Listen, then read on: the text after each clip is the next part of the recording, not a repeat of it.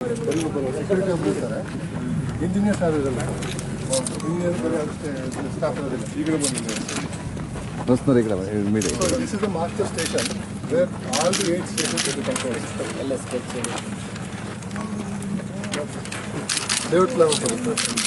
Layout plan ತಗೊಳ್ಳಿ.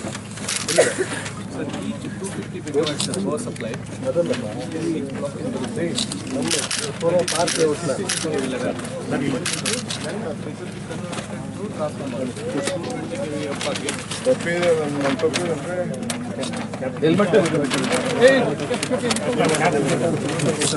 This is the layout plan, sir.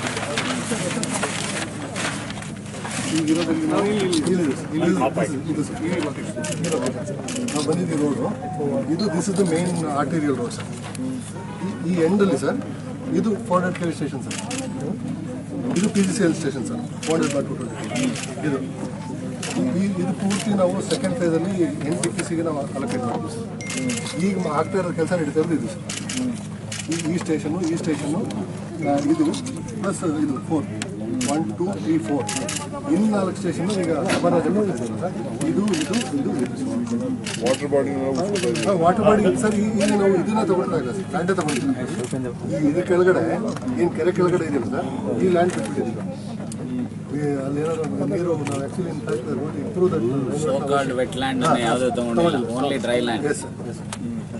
So ಅದನ್ನ ಯಾವುದೋ ತಗೊಂಡು ಆಮೇಲೆ ರೈನ್ ವಾಟರ್ ಹಾರ್ವೆಸ್ಟಿಂಗ್ ಎಲ್ಲ ಮಾಡಿದ್ಮೇಲೆ in fact we are going to rejuvenate this lakes ಮಾಡಿ ವಾಟರ್ ಅವೈಲಬಿಲಿಟಿ ಜಾಸ್ತಿ ಮಾಡ್ತೀವಿ.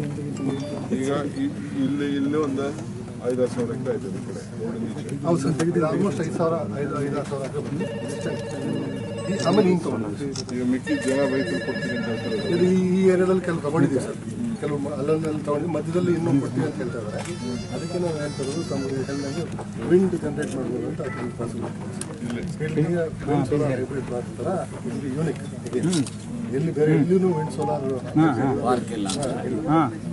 So sir. ಇನ್ನೊಂದೇ ಸರ್, ಏನಂದ್ರೆ ಸರ್ ಇದೇ ಲಿಮಿಟ್ ಬರ್ತಿದೆಯಲ್ಲ ಸರ್.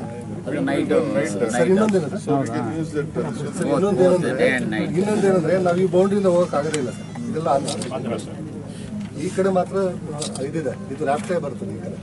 ಇದು RHMನಹಳ್ಳಿ, ಆಮೇಲೆ ಇದರಲ್ಲಿ ಇಲ್ಲಿ ಯಗುಪಲ್ಲಿ ವೆಂಕಟಮಹಳ್ಳಿ ಅಂತ ಬರ್ತದೆ.